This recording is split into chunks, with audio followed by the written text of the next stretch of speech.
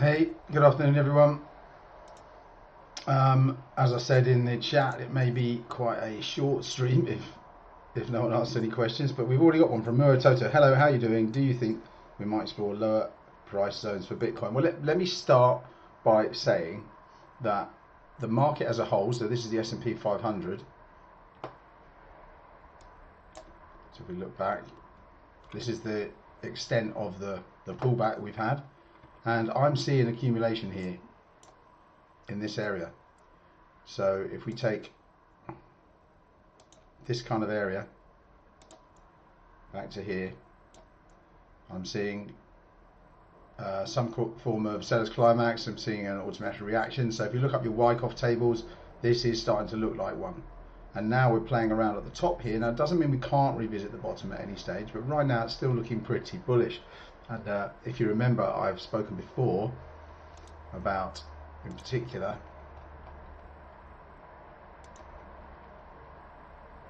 this in particular talks about a potential rally in S&P that seems really weird and out of control, I still think that's something that could happen.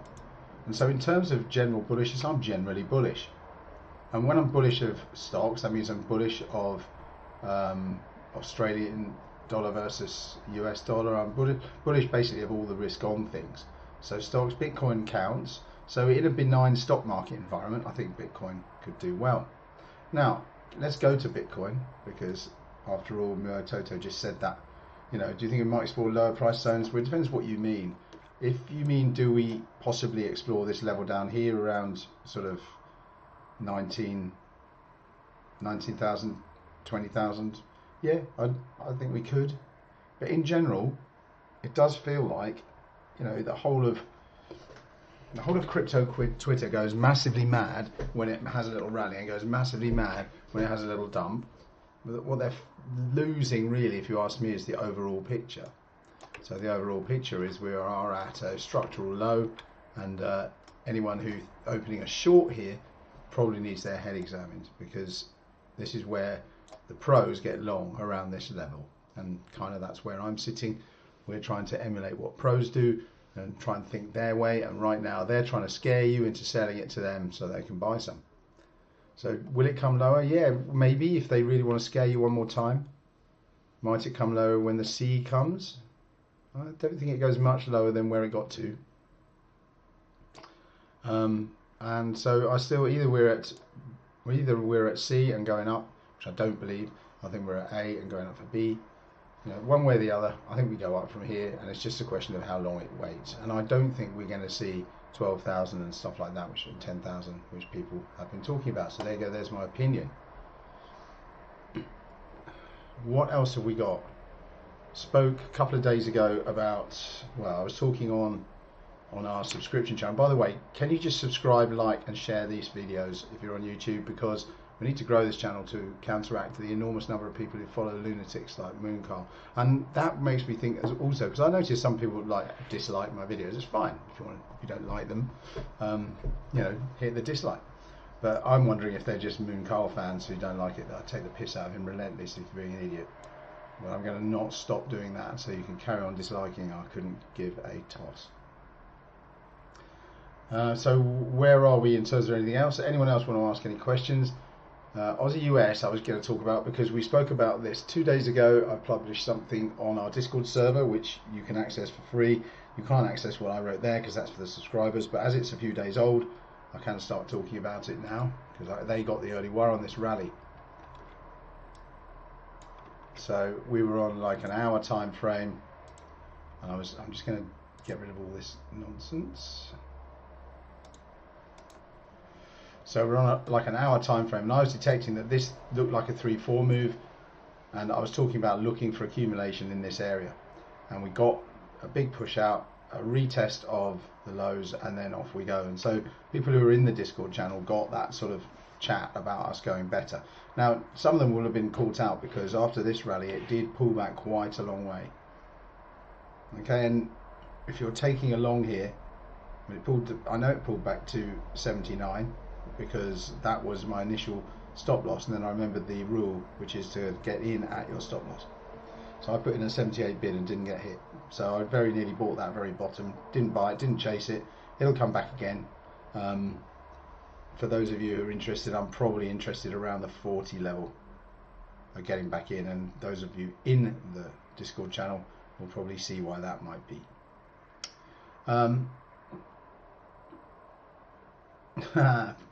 Prinvest says they probably dislike because you don't say when to buy for the plus 1,000%. Yeah, well, there aren't any of those. You just have to chip away. I mean, as a trader, I will tell you that it's not the good trades. It's not. Because when you're on the good ones and you ride them properly, you know, they're all good. It's the poor ones. It's the ones that when you look back, you say to yourself, I couldn't really justify why I did that. And that's a really, really good reason to write a journal. So you have to write down your justification for each trade, where the stop loss is, why the stop loss is there, and where the take profit is. And so you can see the risk reward ratio, the R as we call it.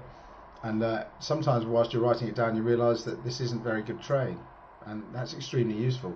And also you should write down afterwards whether or not the trade succeeded. You should also write down trades that you consider doing, you know, write them down and then say, I don't want to do this, and write did not do this. And then also write down what would have happened. And if you track the way you think and track the way your performance is in a way like that, and do this in a demo, by the way, unless you're already a pro, in which case God knows why you're listening to me, I'll probably come up with some stuff you don't think of, or we certainly use some techniques you perhaps don't use. But really everybody else in the whole world should be using demo accounts until they're making regular money. Now, if you can put 3 or 4 months together making regular money on a demo account, then you may find it's time to start trading really small live. Remember, trading live is very different and you get different psychological pressures. I was talking to somebody who was considering taking a year membership in our thing. I was telling them really about how most of it, after you've learned the TA, anyone can learn the TA, it's just techniques like anything else. But the really hard part is understanding yourself and learning the psychology, learning your own psychology. Everybody has different psychology. You know, it's very easy to, one of the things I learned about myself is that when I have a considered decision and I say to myself, right, this is where I entry, this is my SL, this is my TP. And if I just literally fire and forget, turn the page and never look at it again and then look at it later, I'm more effective than if I'm continuously watching it, because that makes me change my mind. But of course, if you think about it, when you were cool and calm and collected, you wrote down all those things, and when you changed your mind, you weren't cool, calm and collected, you were stressed in some way. And as a result, the decision making is poorer. It doesn't mean you're wrong, but it's on average poorer. So I'll leave that one with you. Fally says, what's my thoughts on GJ and gold?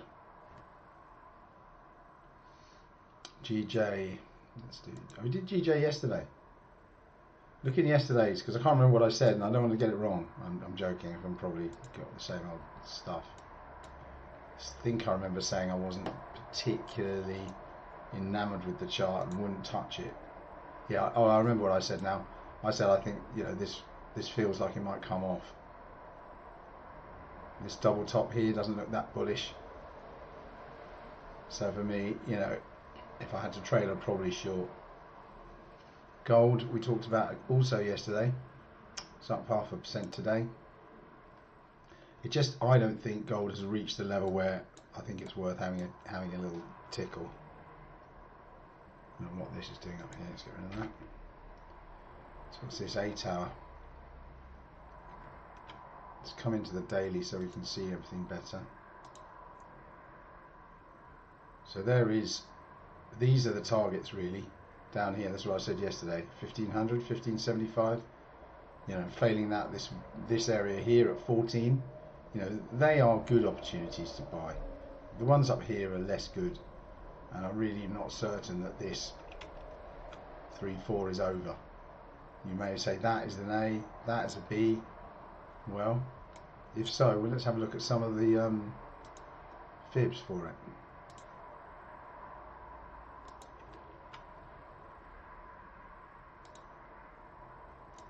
So if you're looking for a C, 1.618 coincides with the 1420 level, which I identified earlier as a potential. So the 1272 coincides with this one around 15, what is that, about 1550. This is kind of in between the two, and then you've got another potential one on the 618 is about there. So really those are the levels where I start getting really interested in gold and watching it. Until then, meh, that's what I think.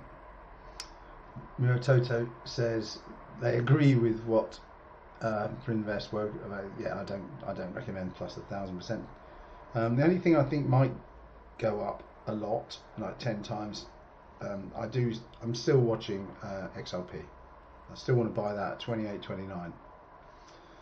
Diesel Leggings says, hi Paul, nice to catch you live. Yeah, thanks Nige. This channel is a gem.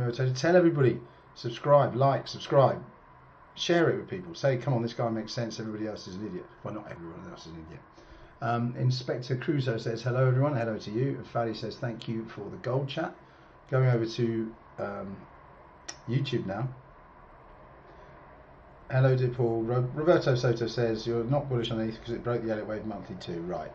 It broke the one. Let's go to let me explain. So there's your one. And if we put a line here across from one, I mean Bitcoin's done that a little bit, but this one has absolutely smashed it and ruined it. And so it's a combination of the fact that I can no longer really rely on this. I don't like it. So why would I put my hard-earned money at risk trading this thing, going along this thing, when I'm not as, it's not as compulsive. It's not such a compulsive view as the others. So I've got other things where I think the probabilities are higher, so I'll use those instead. That's my view on it. Additionally, Lewis has said, I don't know the ins and outs like enough probably, but Lewis, my partner, Mayfair Ventures, so this is more like the hobbyists. It has a use case, but it's more for hobbyists, whereas XRP is much more supported by banks and so forth. So that's how I feel about it. The Elliott waves are like a secret language of the composite map. Okay, so let's define Elliott waves. They are nothing to do with anything else other than human psychology. And human psychology en masse. So a large group of people trading the same thing. And Ethereum is probably one that hasn't quite caught the bug.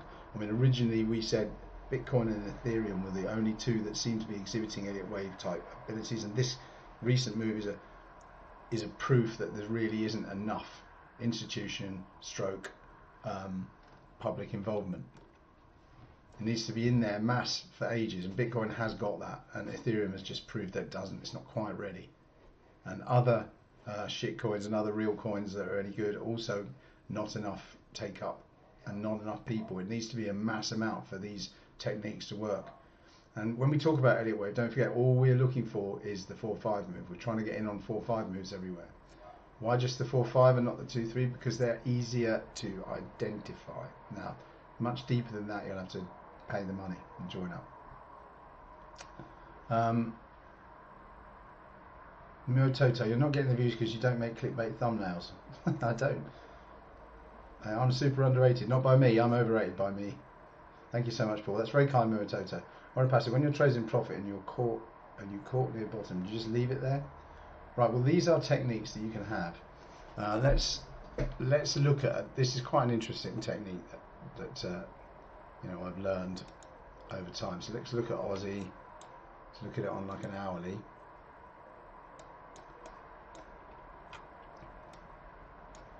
So where was the one I didn't get in? It's this one here where what's that, 8? Yeah, I failed to get in here. Now the way, let's say I've got in here. So let's put a buy trade. Let's say I missed it by a pip, and you got to get used to that as a trader.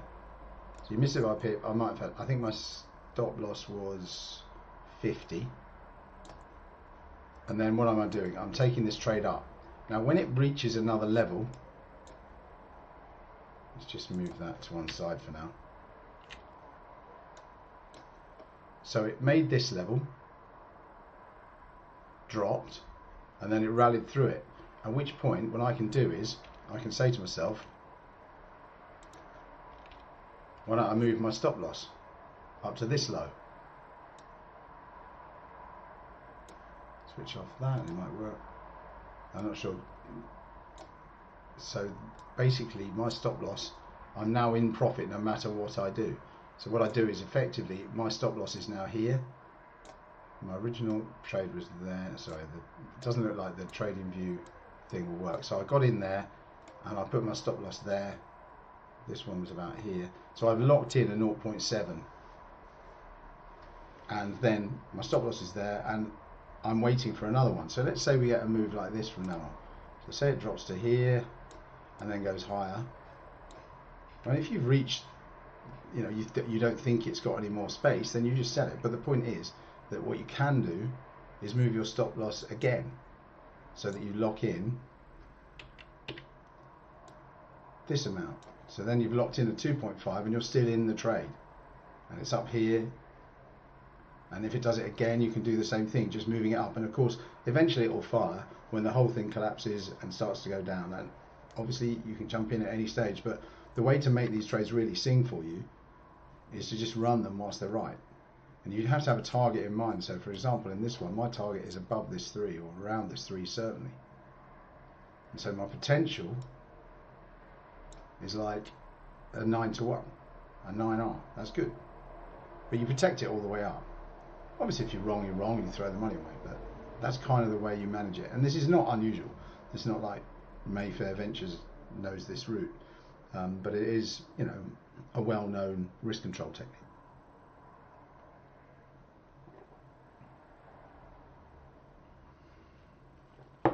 Carrying on, Carl to the Moon, looks like BTC would hang around this level for a little more, maybe some months. It could do. I don't think it will. I think it will move faster than that, because I think we're going to get a rally in stocks, and I think that will trigger something.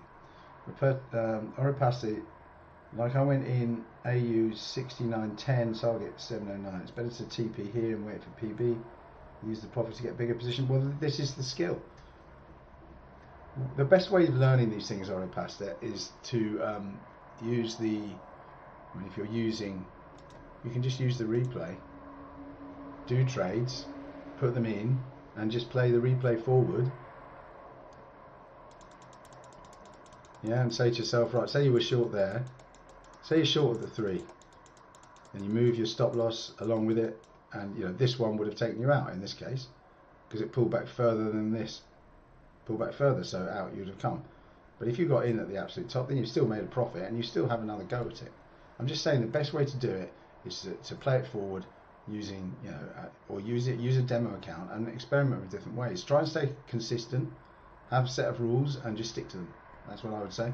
And maybe change them after 3 to 6 months and see if it makes a difference. Or if you're using, what you can do is just test and test and test using different types of rules.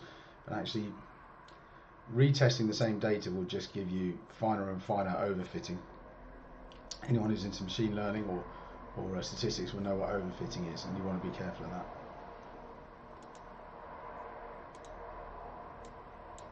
Next question, or a pasta. Oh yeah, we've done that. Yeah, wouldn't that be the perfect trap for pro traders who Elliott to make them believe it broke the Elliott formation? But this is not something. Yeah, Roberto, you're talking about Ethereum again, and the fact that it broke. Now, what I'm going to say to you is that it didn't break because Composite Man wanted it to break. It broke because of the fact that more sellers came along than buyers, and it couldn't cope with it, and everyone got out at the same time and panicked. Okay, so that is not any kind of, not what I'd call a move deliberately done by Composite Man to get us out.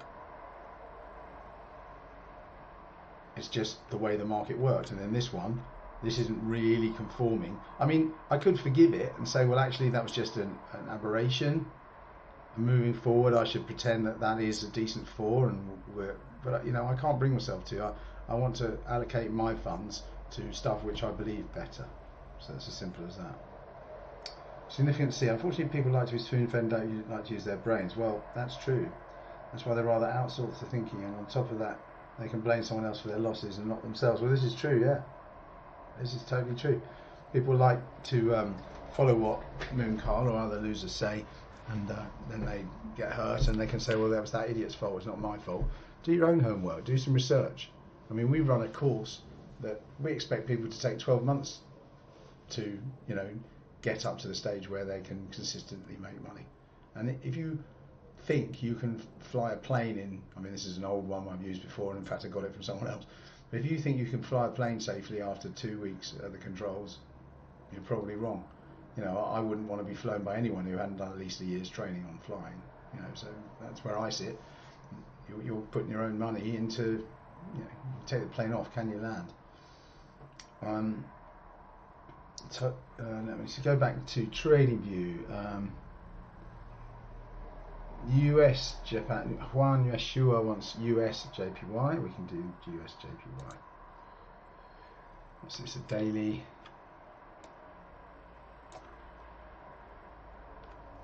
Let's look at the weekly. So this, at first, this is what I've got from olden times. See, that's not really a great 4. So I'm now thinking, was that 3 and we're up for 5. Personally, if I'm looking at the dollar, for me it's topping out. It's not reached the it may not have reached the absolute top, but it's topping out. So I'm thinking dollar down now, and I'm taking dollar down trades. And so in this one, USD JPY, I'd say I'd be looking for short trades, not long. If we actually look at the dollar as an instrument, it's filled this wick here this week. My partner still thinks there's another sort of go in it. I think it comes off first and then perhaps there's a third go at the high. Don't know. I don't have a crystal ball, but I do know that I don't want to take long dollar trades here. That's kind of, I'm biased that way. My bias is that way.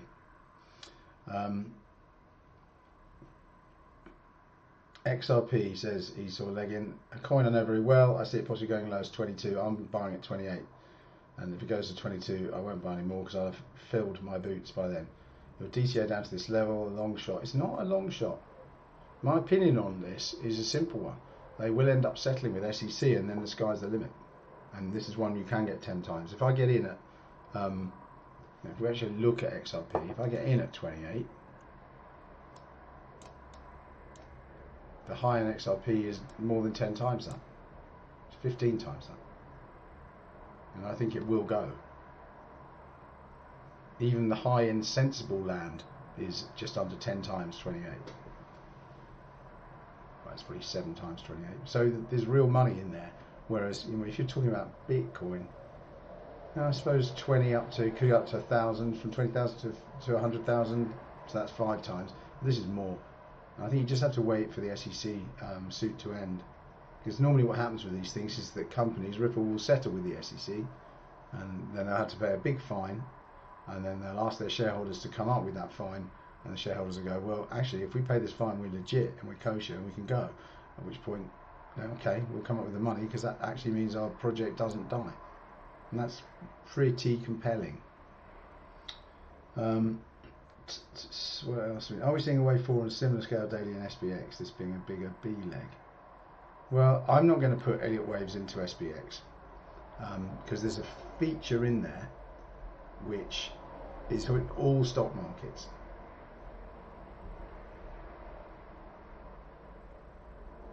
There's a couple of features. First of all, there is general inflation. So if you look at SPX over months, stock markets basically go up with high ATI. It's as simple as that. I wish I need I kind of need SP 500 index. I'm just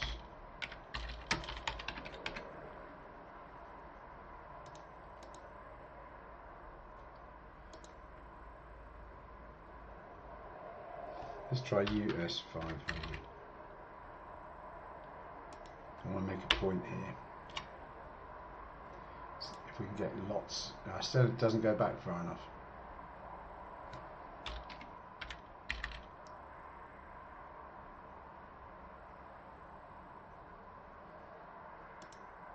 And none of them go back far enough. I guess the point I'm trying to make is that even quite large corrections don't even appear. You can't even see them. The 1987 crash, which I lived through, looks like an atom now, because these things go up. So the first thing is that stocks generally go up. It's forced by inflation. It's also caused by a constant flow of investment.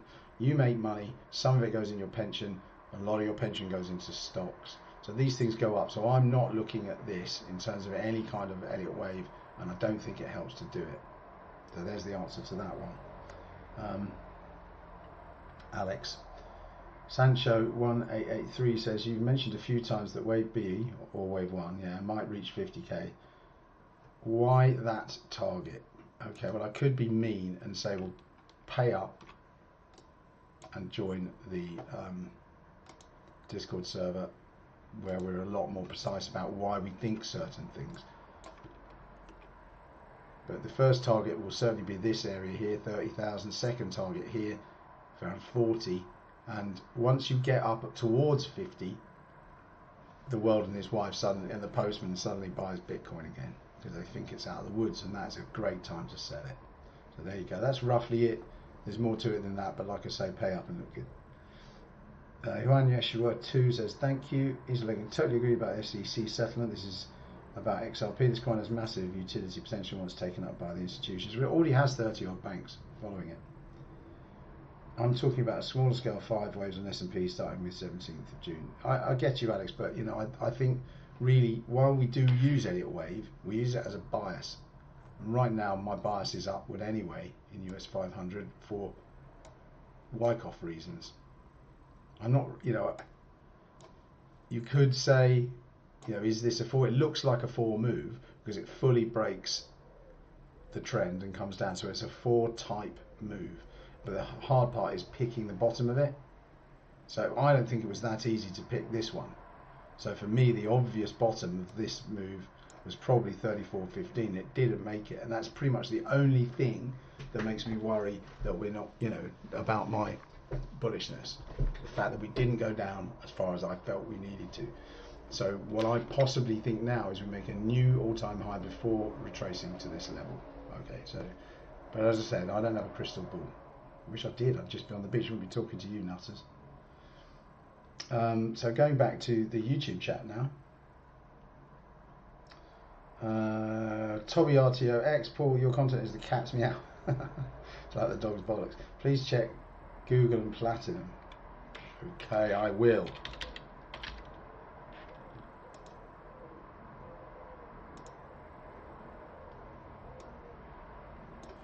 Ganata Group says hello to you as well. Please ask questions, feel free. I mean, this is S&P again, isn't it? With this one, I'm just going to suggest you take the favorite indicator of all time and you see where the volume is. Okay, so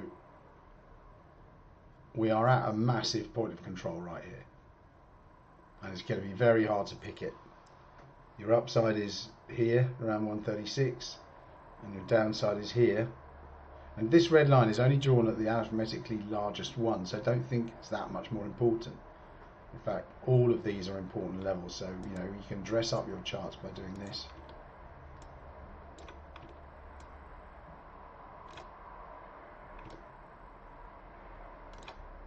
And this gives you kind of your roadmap. That bottom one's very wide, so what I tend to do is give it some of this. So there are your roadmap levels. It's a very useful indicator. It's not the be all and end all, and there are other ways which we teach inside the Discord server, but you can see that this is an important level. And there's another one here where it hit before. And there's another one here. And these are all similar sorts of activity. So at the moment, everyone's just waiting to see. You know, so for me, it feels like this is a bullish time.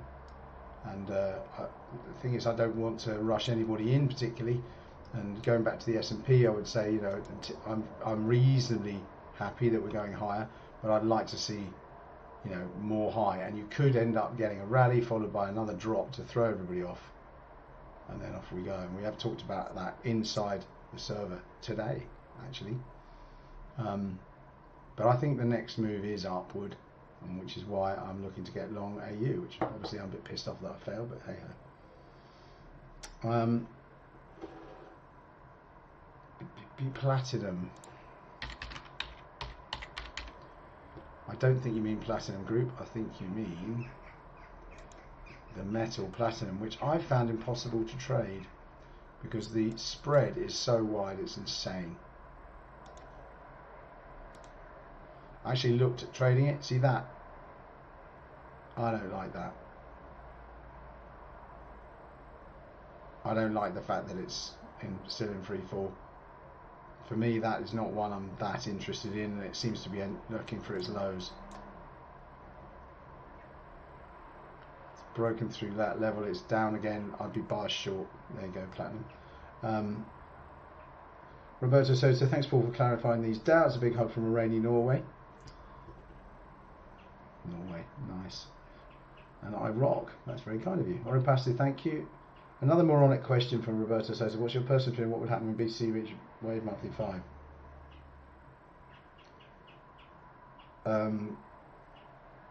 That monthly 5 is years away, so I think I'd reserve my opinion. I know I'll sell and just watch from then on, because it could take another 2 or 3 years to start another up or down move. That's the answer to that. And that is the total number of questions. Are there any more questions whilst I sip my tea where we can that we can talk about?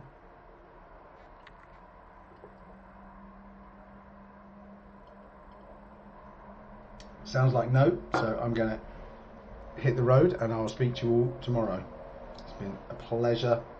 Please like, subscribe, share. I've been told to say that by one of the guys on the Discord server who helps us with stuff like, because we're useless at marketing, we don't really do it. So I'm leaving it up to you lot to do it. Like, subscribe, share. Those are the words. Yuan Yuashil wants EuroCAD. What am I going to think about EuroCAD? I'll just do that last one before I go. I'll do EuroCAD. Just because I haven't looked at it for ages. So I have looked at it for some reason, and what have I come up? I've come up with that dotted line as a level, which it's now breaking. Well, there is a war. I mean, do me a favour. So this is an extended 5 by the looks. Let's take some of this out of the way.